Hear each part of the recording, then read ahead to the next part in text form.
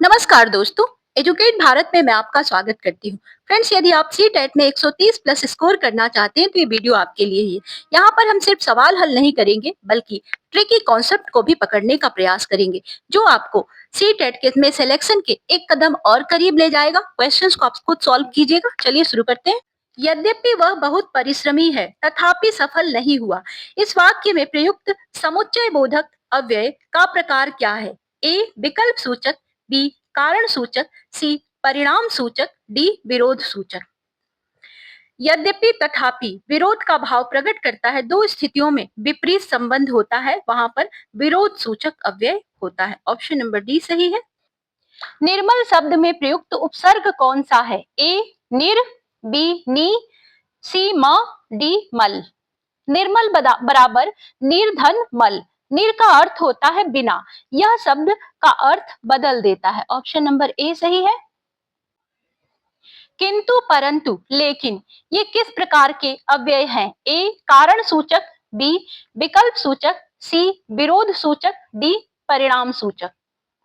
ये सभी शब्द विरोध प्रकट करते हैं, दो वाक्यों के विपरीत अर्थ जोड़ते हैं। इन्हें विरोध सूचक अव्यय कहते हैं। मोहन ने रीना को फूल दिया। इस वाक्य में को किस कारक का बोध कराता है? ए संप्रदान, बी करण, सी अधिकरण, डी संबंध। को यहाँ देने के भाव में प्रयुक्त हुआ है। यह प्राप्त करने वाले को दर्शाता है। इसे संप्रदान कारक कहते हैं। जिसका कोई शत्रु न हो, इसके लिए एक शब्द क्या होगा? ए निर्भय, बी अजात शत्रु, सी निराश, डी निडर। अजात शत्रु का मतलब होता है जिसका शत्रु न हो। यह एक शब्द अर्थ देता है। ऑप्शन नंबर बी सही है, अजात शत्रु।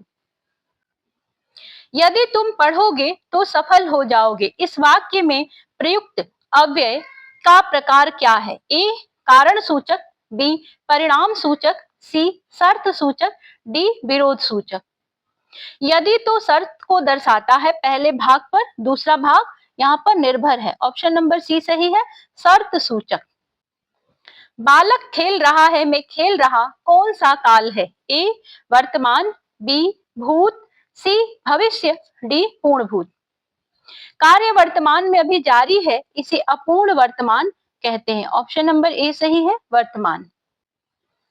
वह इतना थक गया कि सो गया। इस वाक्य में किस प्रकार का अव्यय है? ए कारण सूचक, बी परिणाम सूचक, सी विरोध सूचक, डी विकल्प सूचक।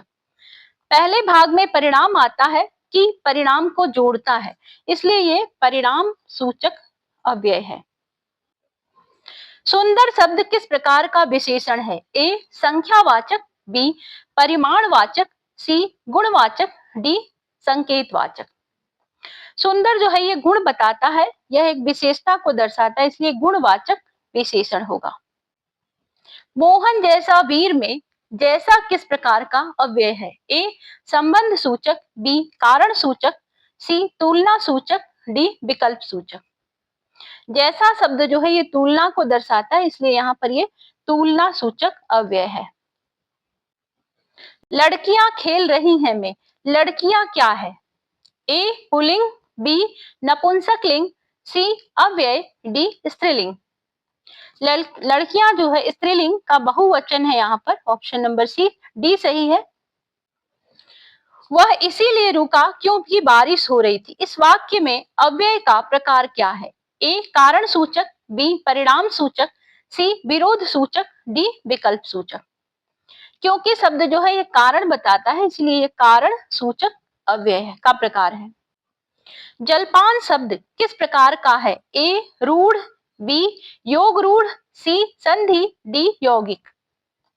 जल धन पान ये एक यौगिक शब्द है। ऑप्शन नंबर डी सही है, दो शब्दों से मिलकर के बना हुआ एक शब्द है। राजपुत्र शब्द किस समास का उदाहरण है? ए द्वंद्व, बी कर्मधारय, सी तत्पुरुष, डी बहुव्रीहि। राजा का पुत्र, राजपुत्र, यहाँ पर संबंध का के की छिपा हुआ है, इसे तत्पुरुष समास कहते हैं, जहां पर का के की छुपा हुआ हो। महात्मा शब्द किस प्रकार की संधि से बना है? ए व्यंजन संधि, बी स्वर संधि, सी विसर्ग संधि, डी यण संधि। महाधन आत्मा बराबर हो जाएगा महात्मा, दो स्वरों के मिलने से परिवर्तन हुआ है, इसलिए यहाँ पर होगा स्वर संधि। चंद्रमा मुस्कुरा रहा है, इस वाक्य में कौन सा अलंकार है? ए उपमा, बी रूपक, सी मानवीकरण, डी अतिशयोक्ति।